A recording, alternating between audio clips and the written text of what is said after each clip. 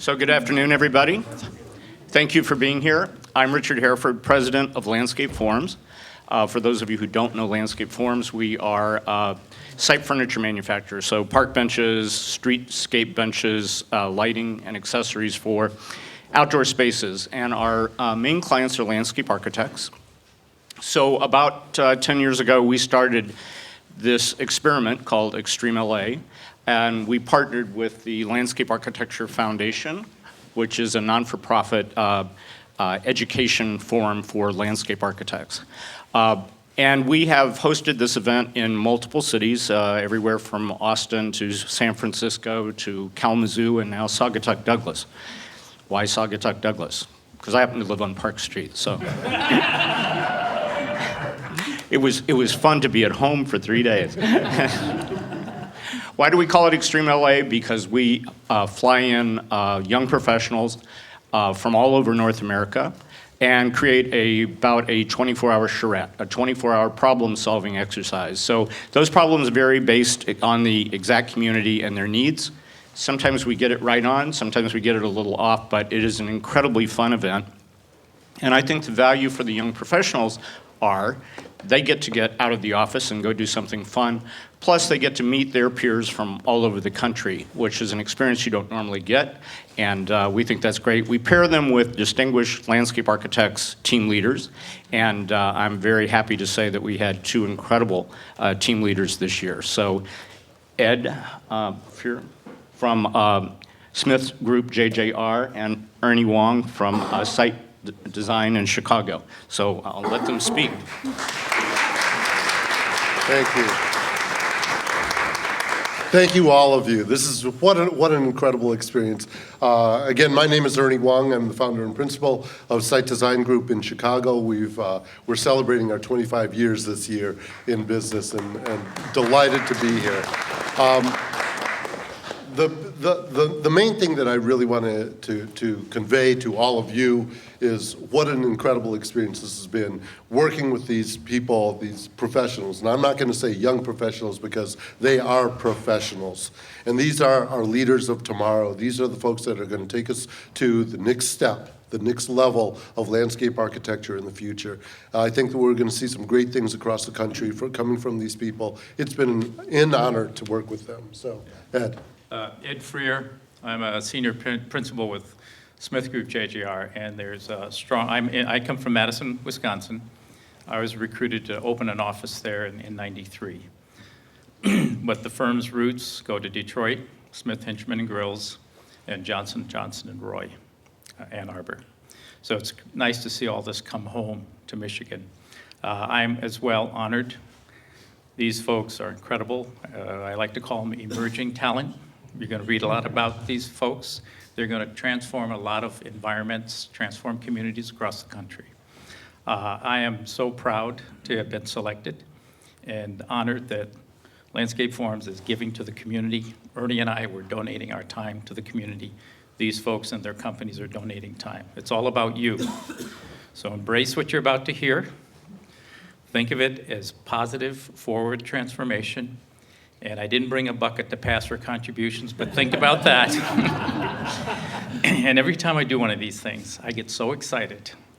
I get in the car, I get on the ferry, I get on the plane, and I go, what could I do tomorrow to start a new firm with 16 wonderful people? 17. That's how I feel about these people. So they're yours, enjoy it, be inspired. Think positive, and with that, Paul McGee. Paul, take it away. Let's get this thing rolling. Let's go.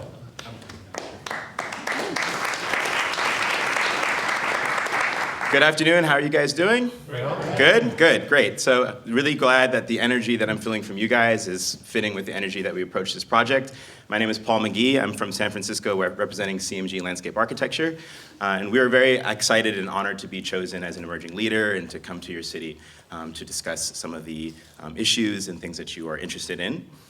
So I'm going to talk about some of our process, as how we approach the site and how we approach the design that you will see. We went on a tour of SAUGATUCK in Douglas. Pardon me, of Douglas and SAUGATUCK. And our role there was really just to listen to the community and get an understanding of what people are interested in seeing in their space. And in that time, we began to look at both communities through 5 different lenses: through the lens of connectivity, through the lens of public open space, through the lens of economic development, and through the lens of wayfinding. And sort of underlying all of those things and tying them together was our interest in sort of motivation for sustainability. We are design professionals, landscape design professionals, and that's what we are doing with our career. So next slide. And so in our analysis, we came to one sort of vision for both communities, and our vision being 2 unique cities, one vision, and to create one resilient community. So with that said, I'm going to pass it over to Hogan, who will discuss connectivity. Great. Thanks, Paul.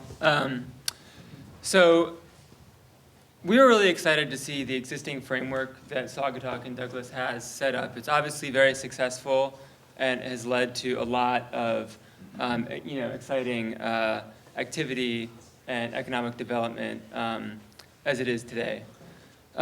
We did want to look at a couple new opportunities for circulation, patterns that rely more on the natural features, and potentially get more of the active crowd, a new crowd, into experiencing SAUGATUCK and Douglas in a different way. These are some of the ideas that we had to create a number of different opportunities for interaction with your water, your natural resources, and of course tying it back to the downtowns. I will go through each one a little bit, and we talked about the unique character of each one of these experiences, and then some ways about how that could actually happen. The Main Street Ferry. We think it's really a unique opportunity that both of your main streets in SAUGATUCK and Douglas terminate on this body of water, the Kalamazoo River. And there's already existing history with the chain ferry as a unique tourist attraction, bringing people on the water and across the water, and we wanted to introduce that to your main streets as well. So our idea for this is a ferry, an informal, small craft. It can take people from one main street to the other and really enhance both of them together. And the idea is to be able to let people experience both towns without having to get into their car. They can take their shopping bags, they can take their kids, their strollers, whatever. The SAUGATUCK Douglas Loop. You have an amazing natural resource here in the water, and obviously the most popular part of that is the public waterfront in SAUGATUCK with the boardwalk where all the boats dock. This is envisioned as a simple 30-minute, 35-minute walk, short bike ride for kids. It really gets people around this central bay here, on the boardwalk, on adjacent trails to the road, and as need be through easements on or off the water around people's homes. These are a couple quick sketches showing different conditions, potentially on the main street in SAUGATUCK on the upper left, how that could be incorporated into a greener street and maybe a better pedestrian experience. And then showing condition 1 on Park Street. Obviously, there are some areas where there's conflicts with residential homes, private property. It's definitely worth exploring, looking at easements and public access to the waterfront all the way around.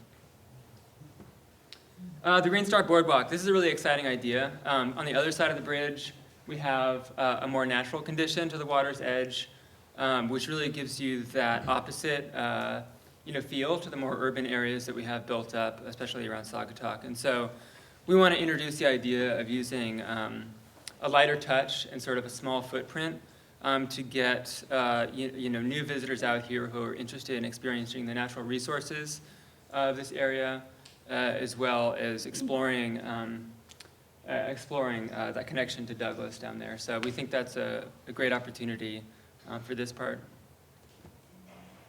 And just looking at how that could be built, it could be a floating dock, rises with the tides no matter what they are.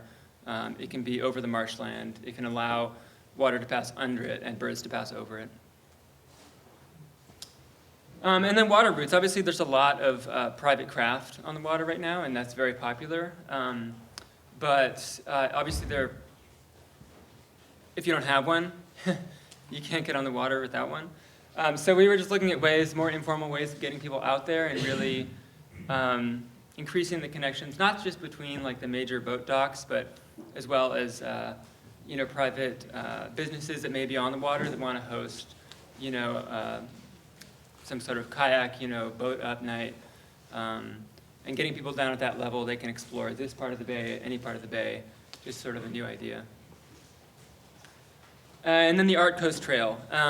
This is something that we thought of when we were looking at the other resources that are not immediately adjacent to the downtown, such as the beach.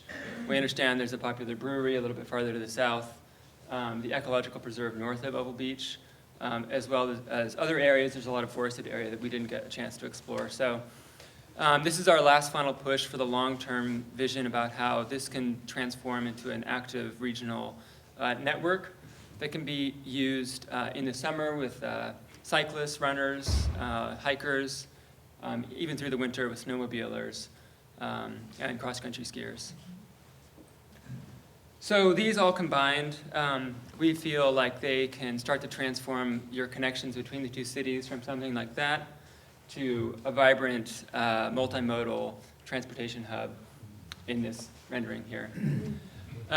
Obviously that goes along with a lot of understanding, branding, and wayfinding to make all this happen. So I'll pass it off to Reed, who's going to describe a little bit of that. Thank you. Thanks, Hogan. You're welcome. So wayfinding. What is wayfinding? Well, it's a collection of signs that are either directional, they're helping you find your way to a destination, or they're interpretive, they're helping you understand the area. And so one thing that our group wanted to understand was how we get to each destination in both towns. And most of us have never been to either town, so it was a neat experience, and I think we have a slightly different view of navigating through these towns. So first, stepping back, what is your first sense of arrival? Most people are coming from Chicago or St. Louis to visit the town. They're getting off the 196 exit, and the exit ramp currently looks like any other exit ramp in the country. This could be possibly a missed opportunity for some sculpture, something that says, hey, you've arrived in a unique place. Also, we've identified, so there's a primary, the first moment of arrival is maybe people coming from the highway, but there's also a series of secondary sense of arrival. And we see the bridge, for example, as one of these missed opportunities. It's this connection between both towns that right now, again, looks like a bridge that could be anywhere in the US. People are also arriving by boat on water. And so I think it's important also to think about how someone arriving by boat is understanding where they are and when they have arrived to both towns. So you're either coming in from Lake Michigan, the squares represent different points that you can anchor your boat. The circles represent different places where you can put a large boat in, or a small boat, or a kayak. And understanding how to access these from the water or from a vehicle, if you want to put your boat in, is important. And if you see the two views here, this is kind of what you first see when you're coming into the Kalamazoo River out from SAUGATUCK and Douglas. Just, is there a moment when you know that you have arrived? And so we spent time doing a field study looking at different signs that are in the community, and we think it's pretty neat. It's like the communities. There's a lot of character in the signs, but you don't necessarily see cohesion. You don't necessarily see a family of signs that says, again, you're in one cohesive place. So we think this is maybe an area that we can improve a little. And we looked at some precedent towns. So Georgetown is not anywhere near the size of SAUGATUCK and Douglas, but it's a good example of a historic town that's along the waterfront, has a lot of amenities, and they do a really great job of making sure visitors can navigate through the community well. Another great precedent is Portland, Oregon, that uses art pieces. And we've seen that there are a lot of sculptural pieces throughout SAUGATUCK and Douglas, and we think that that's already being used and something that can be strengthened to let you know that you're arriving at certain destinations. also the idea of storytelling. There are so many stories, so many different threads of history that are running through both of these towns. It would really be neat to have some interactive, interpretive designs, that maybe are connected with Hogan's loops that he just described, that are teasing out some of these important histories. And then we looked at 2 quick case studies. So looking at both of the downtowns, we think there's a big missed opportunity of downtown Saugatuck. Main Street is somewhat disconnected from the waterfront. And so we think some of these side streets here, maybe it's an opportunity to have some kind of color, some kind of character so that each side street reads independently and might encourage someone that's shopping along Main Street to walk to the waterfront. Looking at downtown Douglas, we think a similar strategy, maybe some vibrant crosswalks, just to let you know that there's something off of Main Street. That some of these side streets have some great little stores. So these are some examples of other precedents around the country. You see up here in the top right, it's just a really simple, in a typical sidewalk, using pressed leaves to create a different identity. And so this is one example of a before and after of narrowing the street a little and using a pop of color. We're the Xtreme LA group, so the idea was to use some extreme colors. And then also the bridge, and this is something that Hogan talked about, and we'll talk about a little more later, but the idea that we think this is a big missed opportunity. We think it's the moment that you're arriving between the 2 towns, and maybe the great signage, the neon sign that currently exists for Saugatuck could maybe be relocated so it's prominent, you pass under it, you know that you're passing through a threshold and entering the town. This is some other ideas of how to integrate those signs. But there's also, this is a crossroads, right? So everyone's coming by boat is passing under this bridge too. So why not introduce that you're arriving to the town on the side of the bridge as well? And think about kayakers, maybe there's some interpretive signage on the bridge itself. They can learn about what they're about to see.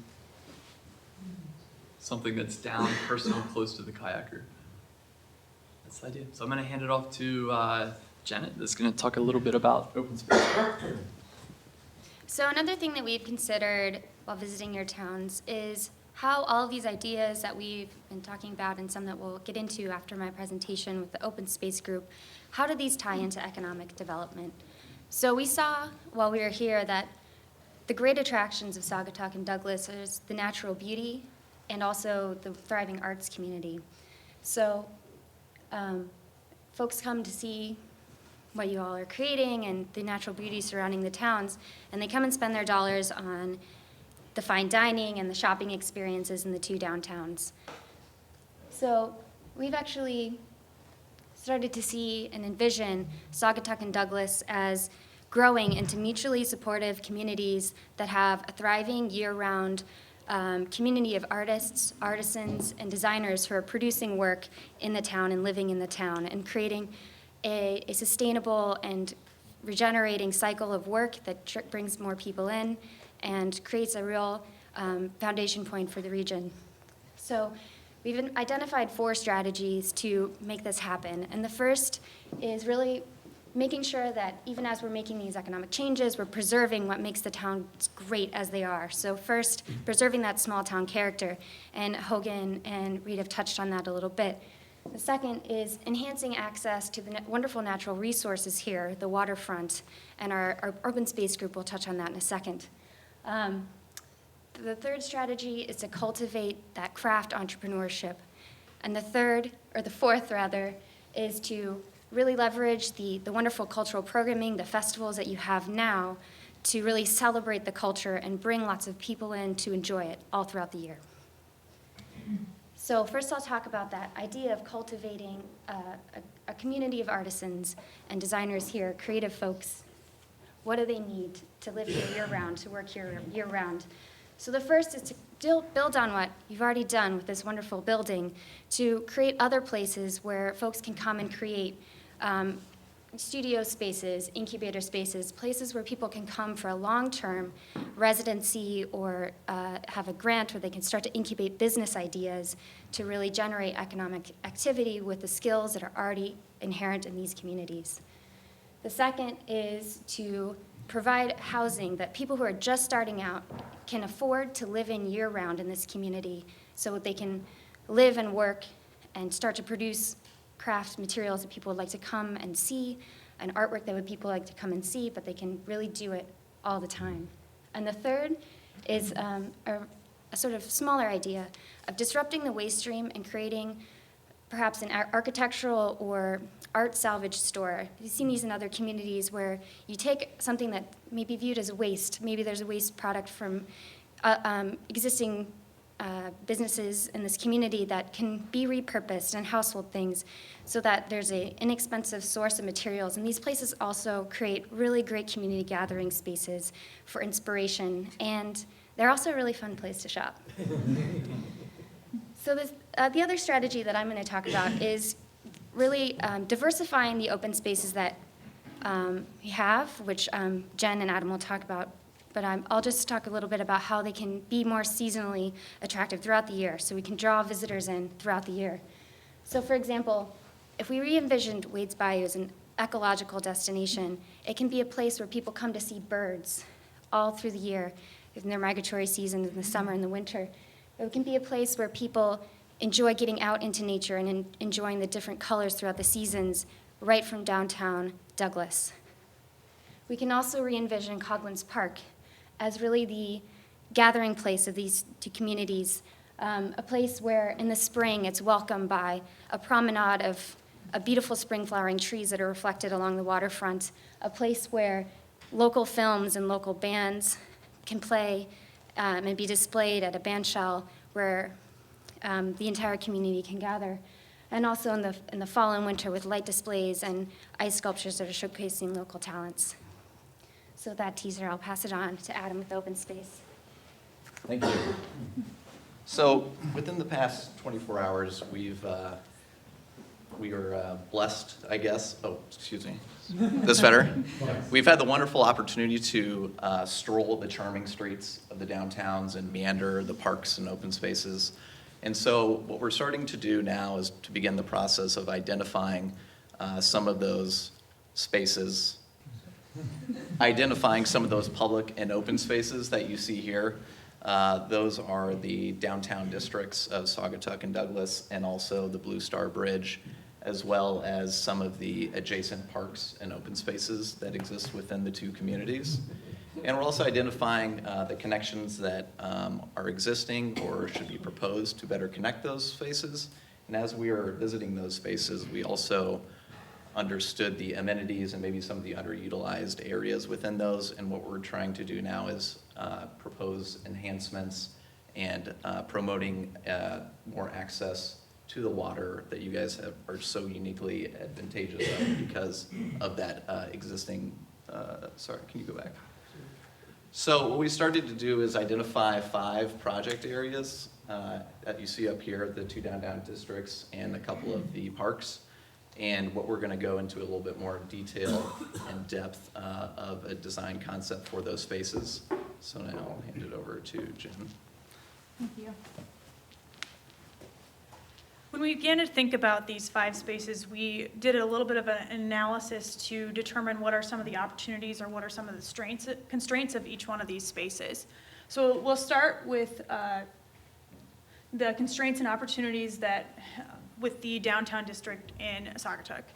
So right now we found that it has a lot of really unique, and I think we heard the term funky character, that happens in a downtown district, which is a great scale, a great shopping district.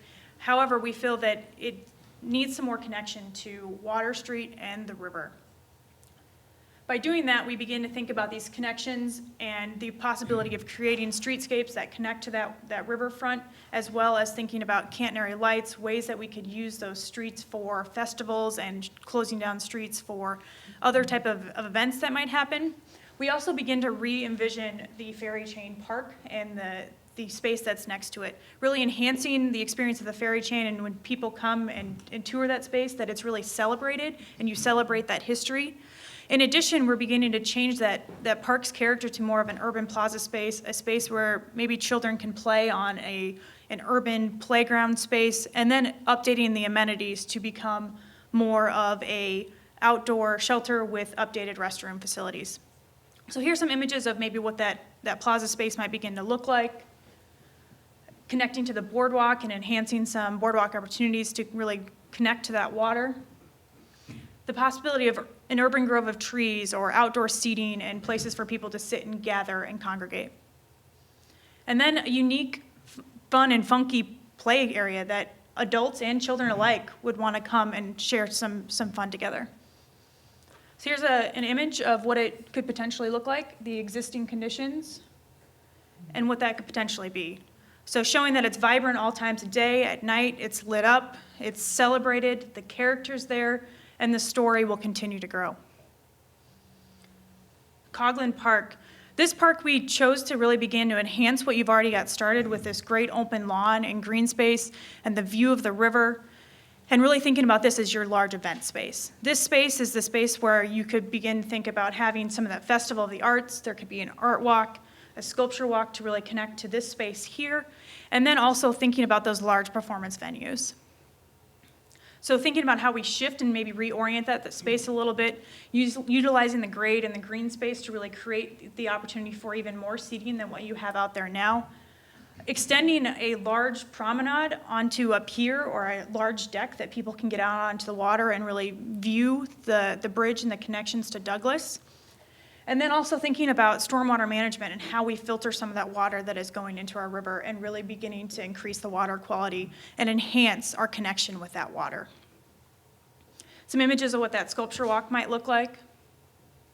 The green space, maybe an enhanced amphitheater or visual screen for that performance space. That green infrastructure and how beautiful that can actually look. The promenade, this really great walk down to that really aha moment where you're out on that water. So here's an image of what that might look like. So really keeping it open and airy and being able to really experience it on some different levels. Thinking about the Blue Star Bridge and the connection to Douglas and really celebrating the convergence of these two communities and how you begin to move from one place to the other. And then when you get into downtown Douglas and really thinking about the corner and the intersection there and how we need to think about pedestrian, the connection to the post office, the ability to go and get your mail, to have conversations with some of the other people that you'll meet there every day, and really being able to enjoy that experience and doing some improvements. So some of the things that we began to think about was, again, improving those intersections, improving stormwater management and connecting down to Wade's Bayou and really celebrating that. And then also thinking about how do we slow traffic down at the corner of that the Blue Star corner. Thinking about, right now you have a really great fine dining and arts and galleries in Douglas, and how do you begin to pull some of those people out onto the street? Some outdoor dining opportunities, some outdoor seating areas, and how some of that stuff might look. That's an image of that. So here are some images of stormwater management, enhancing those opportunities. I know you've started to do some of that, but really elevating that to the next level.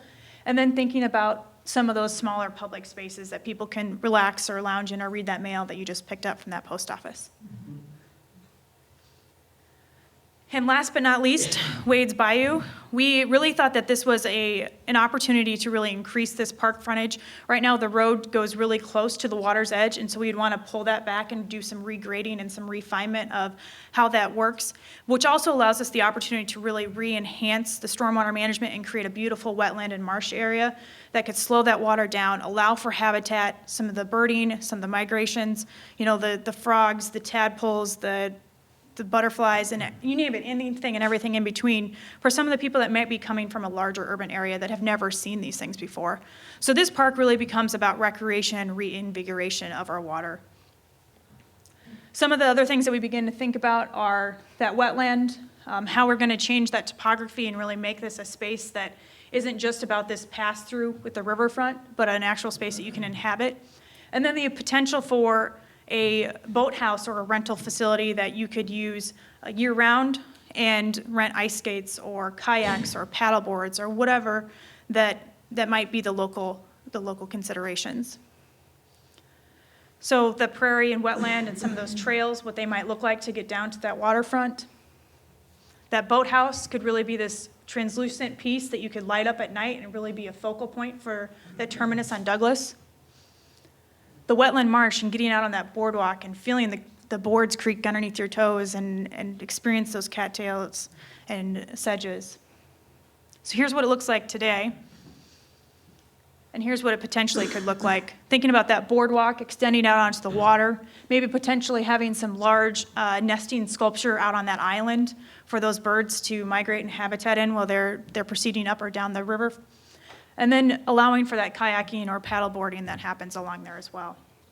So thinking about all these unique spaces, we hope that we have captured some of the vision of both of the communities, and we really feel that the unique character and culture of each of these communities should be celebrated, but it's also one unique experience for most people, because when you come to one town, you're not going to just one or the other. You're really coming to both of them and celebrating those urban fabric. So we hope we came up with some ideas that help think about the future, and I will turn that back over to Ed.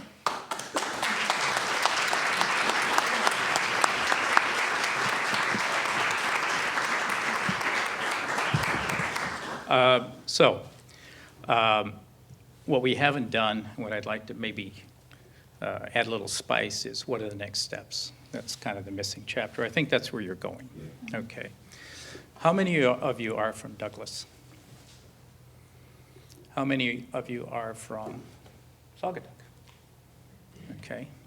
So. You asked about people from SAUGATUCK Township.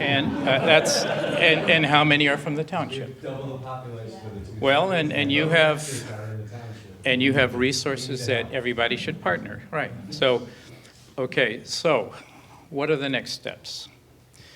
About half of you used your right hand, half your left. I want you all to raise your right hand. As one of the group leaders, everybody raise your right hand. So one of the group leaders of Xtreme, LA 15+1, I empower you to embrace the ideas and do the following. Eliminate the word no, I can't, no change from your vocabulary. Start a partnership between the township, Douglas, and SAUGATUCK, and I know you don't need another committee, but create some kind of an entity that takes this foundation. There's a lot of work and foresight in this, and create an entity, whatever you want to call it. And then take this and prioritize projects. Within the projects, create a matrix that identifies action items. Then create a column that identifies a champion for each of those action items. Then either have the same entity or bring in the horses and the cavalry and start looking for partners that can take it one step further and start stitching together public and private funding opportunities. Start there, that's the next chapter. Does it make sense? Oh, you're all going to honor your oath? All right. So that's part of the answer. I do want to make an example, and I just want to let you know, one of the key things that you said was limited budget, right? And that's the part that, and it's just eliminate no and I can't, from that vocabulary. Because it is those big ideas that really will generate the buzz. An example that we've had in the South Loop of Chicago in the last, I would say, year and a half from Wabash Avenue, which I'm starting to call the alleyway of Michigan Avenue and State Street. They turned their back onto Wabash Avenue. There's an L tracks there, and there's a number of buildings. We've identified 62 of these building backs, which now street artists from all over the world are now coming. And it is the largest curated street art exhibition in the country. It's unbelievable, and it is transforming whatever this neighborhood has been. And it's absolutely amazing. People just want to come here. And one of the things that they've been telling the building owners is, here's the deal. We want to paint your building for 6 months. It is a 6-month commitment. If you don't like it after 6 months, you can take it down, you can paint over it, you can do whatever you want. But give us free rein, we want to go do that. And it's just been absolutely amazing. The presence come to that has just been, incredible. And I was just noticing in SAUGATUCK, the power poles, if you just paint the building some crazy color, extreme color, it's what difference does that make on a utility? So, And taste is in the eyes of the beholder, but I cannot underscore the amount of public funding that is available. And if you unite as 3 tax entities, 2 communities, 2 cities and a township, and by the way, you can actually, and most of the public funding, there's a commitment and a match at a local level. You can, if you pick the right funding options, you can leverage state funding with federal funding as a match. There's a lot of things that you can do with the right team together. You've got a vacant building right now that could be repurposed, the Herman Miller facility, or Hayworth, I'm sorry, Hayworth facility. You've done a great job with this building. The images that were shown about workforce housing, those are all environmentally, it doesn't matter what style. Again, there's federal and state programs, there's economic development, there's tourism development, fish and wildlife, and be patient. And lobby your congressional and your senatorial offices. That's important for the federal funding. The regulatory, everybody thinks of regulatory as bad guys. You can't do this, you can't do this, you can't do this. Well, the regulatory folks, here's some money, here's some money, here's some money. So this matrix, I can't emphasize, use it as an organizational tool and then just go for it. Believe, and be patient. If I were to show you my portfolio, all these projects are great. They didn't happen in 1 year, they didn't happen in 5 years. They happened in multiple decades. The art school didn't happen in 1 year, and we're celebrating it 100 years later. So be patient, embrace the vision, and keep that out here. And as we get into the details of the bridge, don't argue about the details, embrace the vision. Common sense, endurance, perseverance, and yes, diversify your population base. For God's sake, diversify your population base. Look what happened to the Shakers, okay? Anything else? Any closing remarks? We'll do some closing remarks. I thought that the idea of creating a community of craft was a very important idea that didn't maybe resonate as much as some of the physical things, but being able to get artisans setting up shops, living in the community would pay dividends for years to come. So maybe that would be almost equally important to anything physically here. In closing, I want to introduce Barbara Deitch from the Landscape Architecture Foundation and let her say a couple of words. Thank you, Richard. And what a delight to be here. This is the first time I've been here, so I'm so appreciative of the opportunity. And you have a beautiful, amazing place. You are all artists. You are creative. You look at things in a new way. And so you've seen a lot of ideas here, some that are pushing you, some that you can push further. And because you're creative and you know the place, you can, we feel really good to come back here later and see what you've done. So I did just want to say, again, to follow on with some of the comments, that some of the ideas here in terms of connecting this, experiencing the environment and the beautiful resources you have as well as the cultural resources is what's going to attract a diversity of new people here who may not be interested in cars. A lot of the demographics, they don't want to drive. They don't want to pay $1,000 a year to own a car. I know I'm in Michigan, maybe I shouldn't say this, but, but to come up with, or if they're coming from urban environments, they might not own a car. So to provide them opportunities to be here and again, as not take up that space use that space for other ways. But, so you've seen some enhancements to particular places. I think you've seen a lot of what we call the glue that also ties them all together and resolves it in a cohesive way that really makes that experience even more extraordinary than it is now. So in closing, I just wanted to thank you all for the opportunity to be here. Thank our amazing designers and leaders for their time to volunteer to be here. And also thank Landscape Forms. I mean, I see now why Richard drives an hour, 20 minutes to go to work, because it's such a great place to live here. I'm like, why would you ever commute that much? But I can see that, so you might want to look at that in terms of attracting people here, other markets. But yeah, Landscape Forms is an extraordinary company. They are best in class, excellence in everything they do, in thinking, and the way they treat their people and the environment and the community. And so we just feel really honored at the foundation. I speak on behalf of all our constituents and the board of directors to be able to have this opportunity to work with you all to help cultivate the next generation of leaders in the profession. So we have this great opportunity to bring them together and get to know each other and carry on and have, they're not all independently competing against each other in the country, but they have starting to build this network. So there are several, 5 or 6 Xtreme LAs before them, and then you're adding to this cadre, and I hope to continue this partnership to be able to provide this opportunity for the good of all. So thank you so much for your time. Can all of you guys-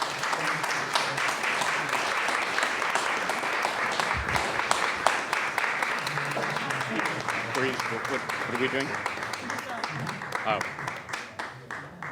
Come on up on top. So certainly, from the community, thank you guys for being here. It means a lot to the young professionals who spent time. Not that they had any fun at all. Also, I have a great team from Landscape Forms here. This could not have been pulled off without Luann's orchestration of hotel reservations and water problems at one of the hotels and all that kind of stuff. We appreciate that. Certainly to Ernie and Ed, an incredible thank you. And to my 16 new friends, people that mostly I didn't know before, but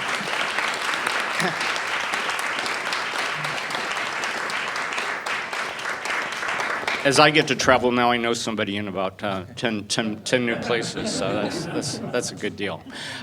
Again, thank you all. Thank mostly the community. And I think that all this begins with champions. So Ed, to your advice, we have to find our champions. Okay, thank you. Thank you.